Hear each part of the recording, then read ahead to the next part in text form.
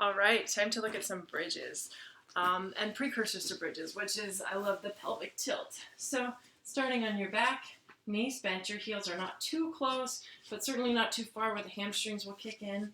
We're going to start with a pelvic tilt, which is, so I'm going to tilt and release and describe it. As you tilt, imagine your pelvis is a bowl of water. As I tilt, I'm trying to pour that bowl of water into my belly button. Pour that water in the belly button. It's flat, and I pour it in. So you see that bowl pouring and tilting. If another way to look at it is an analog clock on your pelvis. So I would be tipping up to 12 o'clock and down to 6, up to 12 and down to 6. The spine stays flat, and I'm trying not to pull from anywhere else or push from my legs. I'm trying to, over time, because sometimes it takes time to get there, and sometimes we're a little too tight in the beginning of the workout as we're warming up, but over time it gets more concentrated coming from the pelvis, these very important pelvic muscles. So we've got 12 to 6 and the pelvic clock. Now we can go side to side, 3 to 9.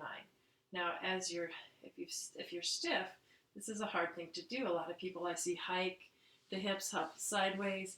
We don't want to crunch the waistline. We just want to rock side to side. So imagine your sacrum down here against the floor is just massaging sideways back and forth. I'll even push with my fingers, push the hips to the left, push down to the right. And note, I love this not only for mobility of the pelvis, but awareness. So note which side is stiffer. It can help us exercise better and help to correct our imbalances if we know what's going on. Okay, so we've got 3 to 9, and now we can go to the diagonals. I always mix these up, so let's just pretend I'm right. But it's something like 11 to 4, I think. Rocking and massaging diagonally along the pelvis, and then you do the other way, something like 2 to 7. Again, noting the difference. Is it tougher one way? Are you able to control it? Do you need to assist more? Assisting is great because you're actually teaching the pelvis how to do it. And then we've got the circles. So it doesn't matter which way you circle, because we'll do both.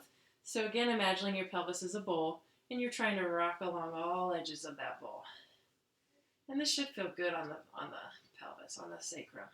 And the other direction, you can always do more. This is just a great way to wake up the muscles of the pelvis, gain a little mobility, and get ready for bridges. Now, starting back at your center, we're going to start with that pelvic tilt towards 12 o'clock. And I like to really root through the heels, so it's a little slippery surface here. My kids play that. So tilt, pour the water into your belly button, and then exaggerate that tilt and bring it up to a bridge. And then roll back down one vertebrae at a time. So I've noticed a lot of people when they bridge, they lift and notice the big flaring of the ribs, and I want these down. It's a totally different kind of bridge. I'm not working the back bend bridge. I'm working the glute and low ab bridge. So a great cheat is reach your hands up towards your thighs while keeping your head down and roll those hips up into the air, keeping that gentle reach. Notice the ribs stayed hugged down. So I like it first just to roll up, roll down. You can keep the reach if that helps. Tilt, starting with the pelvis, roll up as much as you can, one vertebrae at a time. Go to your highest point without flaring the ribs. Drop from the ribs first, keeping the butt high. Drop one vertebrae at a time, working your way down, still keeping that tilt until the last moment where you release it. So rolling up, rolling down again like the cat-cow, working mobility of the spine, trying to awaken all those itty-bitty muscles that attach one vertebrae to the next and to the second to next. And try to get some hydration and nutrition to those discs, because the discs in between your vertebrae don't have blood vessels to supply it with the nutrition and hydration that it needs. The way it gets nutrition hydration is through moving. It's through osmosis, through moving that each individual segment, which releases from the vertebrae above and below the nutrition and hydration that it needs. So imagine if your vertebrae are stuck and you're super stiff in the back, your poor discs are not getting what they need, and over time, of course, they flatten, harden, and essentially aren't the shock absorbers that we need. So we've got the roll up, roll downs. And then on this last one, you're going to roll up and hold at the top. So again, securing that the ribs and hips are hugged close to each other. I like the rib to hip connection to be close.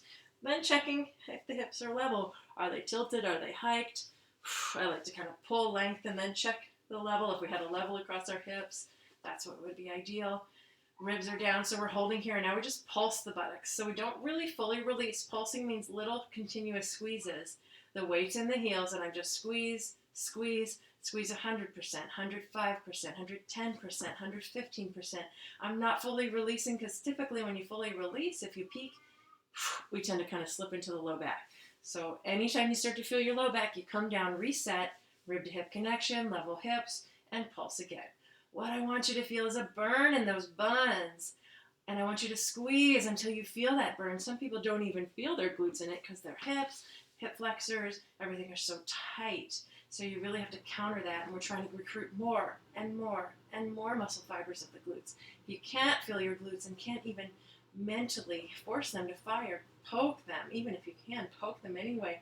Force them to fire for you. Mentally make that effort to get them to squeeze and squeeze until they burn, and then keep squeezing until they go numb, and then squeeze until they burn again. I love saying that.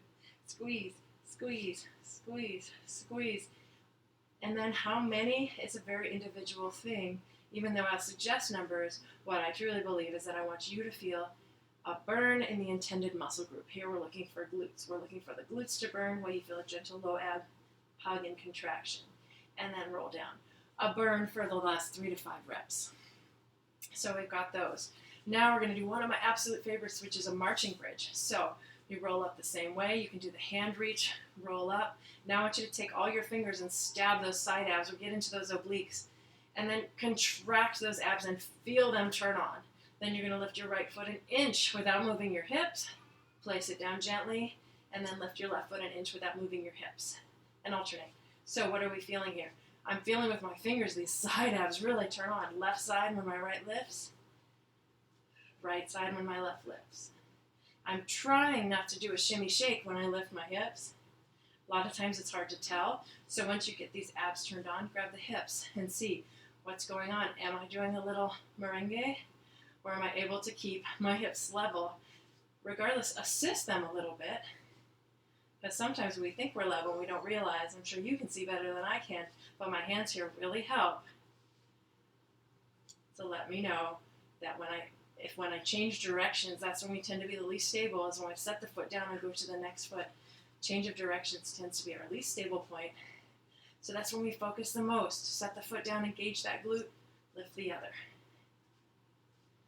And if you give a little assistance to your pelvis and just let it know what level is, then your muscles will say, okay, I got it, I know what to fire. So just a little assistance for a little bit makes a big difference. And amazing, again, this is challenging for everybody I've worked with. It is pelvic trunk stability through limb movement, which is like walking.